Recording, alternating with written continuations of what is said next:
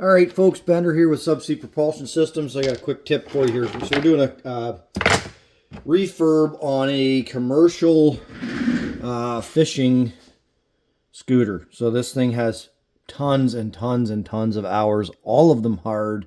Put some new struts on. We end up putting a new motor in it.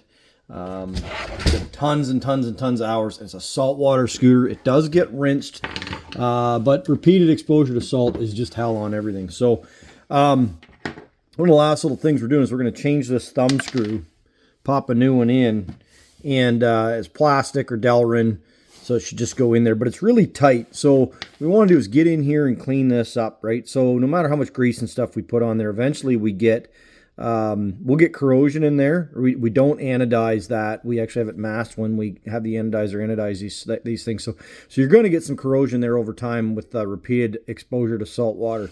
But I got a tip, and this stuff here, I think you can only get it in Canada. You might have to, I might be wrong, but this is actually used for cleaning salt off of trucks and stuff in the Rust Belt. Use it on your interior to get salt out of your carpets, etc. You know, for those watching from the sunny south, you will never know the struggle. So I'm going to put a little squirt of this. It's way more than I need. On a thread chaser. So this isn't a tap. We don't want to make those threads any bigger. This is a thread chaser. This is a snap-on one, but you can get them from like McMaster-Carr. Friggin' Amazon's probably even got them. And the thing about this is it's not as hard and brittle as like a carbide tap would be. And we're just going to thread this guy in here and go back and forth a few times. And that salt eliminator is just going to kind of work at that salt. You know, we're also working at that corrosion, but you can take this stuff and spray it on your dive gear. I wouldn't put it on like the insides of regulators and stuff, but it's not going to hurt to hose down a wing, a BCD, your rebreather, you know, the external surfaces of it. And we'll hose this stuff down in all the nooks and crannies on a scooter, and it really helps take the salt off when we're doing refurbs. So it's a really neat kind of product. It's the only thing I've found that really does it. So we're going to run this in and out a couple more times. Let it kind of work at it.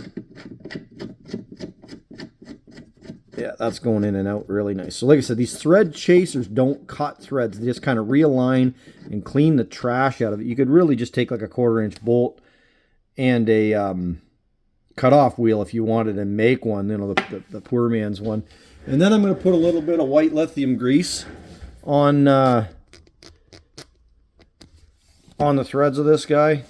We're going to run, and that's going to, one, help prevent the corrosion. Oh, look at how smooth that is now. Isn't that nice? I really like our thumb screws to be able to be moved by your thumb, right? So that's locked down. Remember, if we're not riding the scooter, she's locked down. Doesn't matter if it's hooked, battery's hooked up or not. Locked down, back it off, good to go. Holds, right? Good stuff. Hey, get out and dive your Subsea Propulsion Systems scooters. Outrun the competition. Be safe. Have a great long weekend.